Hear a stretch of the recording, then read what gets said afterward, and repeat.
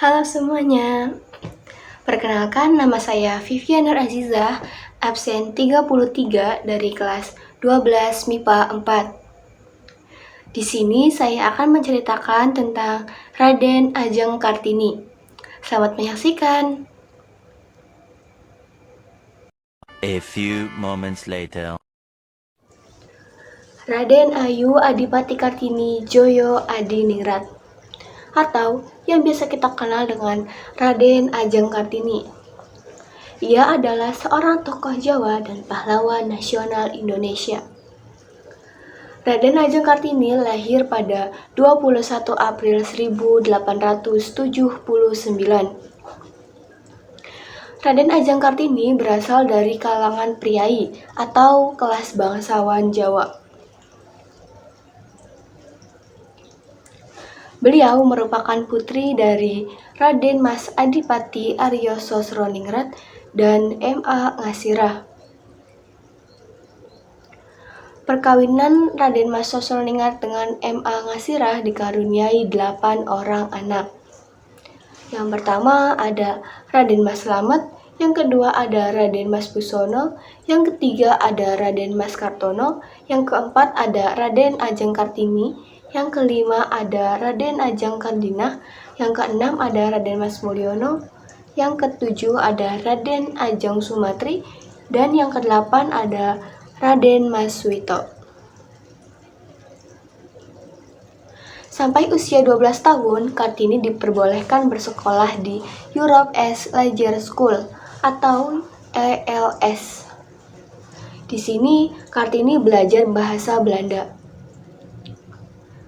Namun, setelah usia 12 tahun, ia harus tinggal di rumah karena harus dipingit. Karena Kartini bisa berbahasa Belanda, di rumah ia mulai belajar sendiri dan menulis surat-surat kepada teman-temannya yang berasal dari Belanda. Salah satu temannya adalah Rosa Abendanon yang banyak mendukungnya. Dari buku-buku, koran, majalah Eropa, Kartini tertarik untuk kemajuan berpikir perempuan Eropa.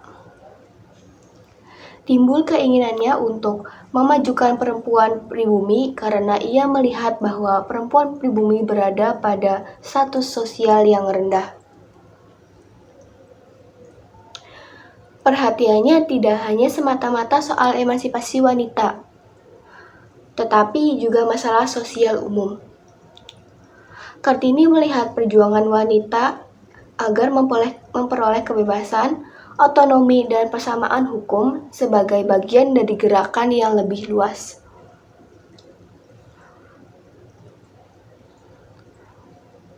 Oleh orang tuanya, Kartini dijodohkan dengan Bupati Rembang, yaitu KRM Adipati Aryo Singgih Joyo Adiningrat. KRM Adipati Aryo Singgih Joyo Adiningrat, ia sudah pernah memiliki 3 istri. Kartini menikah pada tanggal 12 November 1903.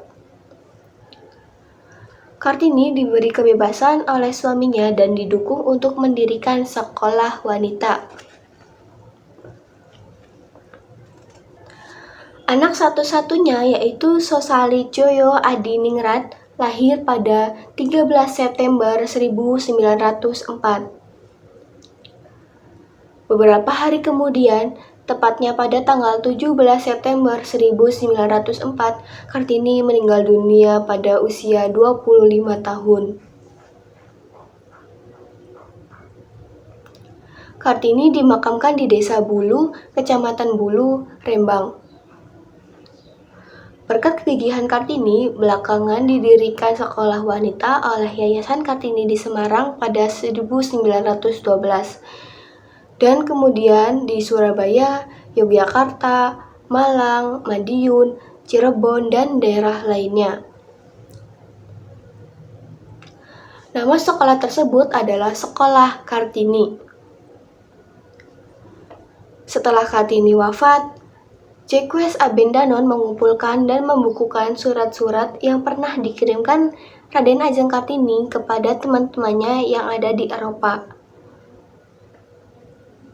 Buku itu diberi judul Door Duisternis Torlicht, yang artinya habis gelap terbitlah terang. Buku ini diterbitkan pada 1911. Kisah Raden Ajeng Kartini ini menginspirasi banyak wanita muda yang tak kenal lelah untuk belajar dan menuntut ilmu. Sebab atas perjuangan Kartini, wanita di Indonesia dapat menikmati hak yang setara dengan para laki-laki. Berkat kerja keras dan pantang menyerah, Raden Ajeng Kartini dapat mengangkat kehidupan perempuan-perempuan Indonesia. Dengan demikian, wajar jika Kartini mendapat gelar pahlawan kemerdekaan nasional. A few moments later.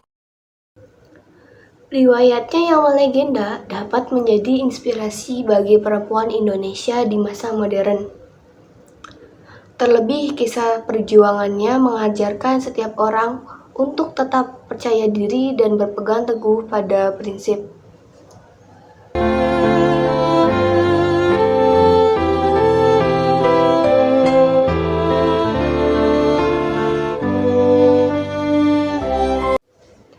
Sekian video dari saya, kurang dan lebihnya mohon maaf.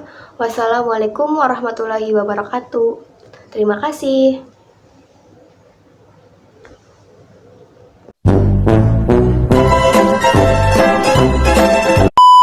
Atau keluarga bangsawan Jawa.